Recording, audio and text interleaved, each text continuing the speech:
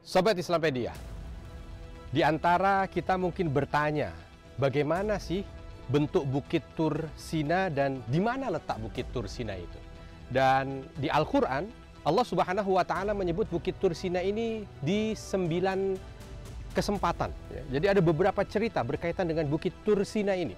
Kisah ketika Allah Subhanahu wa Ta'ala bersumpah dengan Bukit Tur Sina ini, lalu kisah di mana ketika Nabi Musa alaihissalam bertemu pertama kali dengan Allah Subhanahu wa Ta'ala, dan disitulah Allah bertanya apa yang ada di tangan kanan Nabi Musa, lalu disitulah Nabi Musa menjelaskan bahwa ini adalah tongkatnya, lalu setelah itu Allah Subhanahu wa Ta'ala memberikan mukjizatnya kepada Nabi Musa, setelah itu perintah juga kepada Nabi Musa untuk bisa berdakwah kepada Firaun. Nah, di mana letak Bukit Tur Sina ini?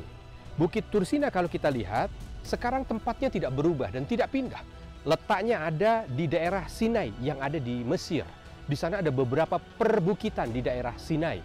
Di antaranya ada yang disebut sebagai Jabal Musa atau Bukit Musa.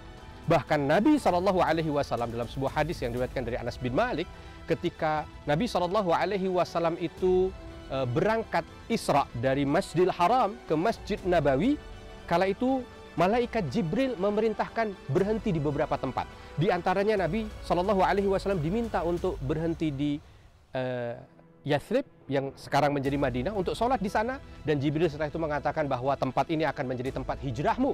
Lalu setelah itu Nabi SAW kembali sholat di satu tempat, dan tempat itu ternyata adalah tempat di Bukit Tur Sina yang ketika itu Jibril mengatakan disinilah Allah Subhanahu wa Ta'ala memberikan perintahnya kepada Nabi Musa dan menyampaikan firman-Nya langsung kepada Nabi Musa alaihissalam.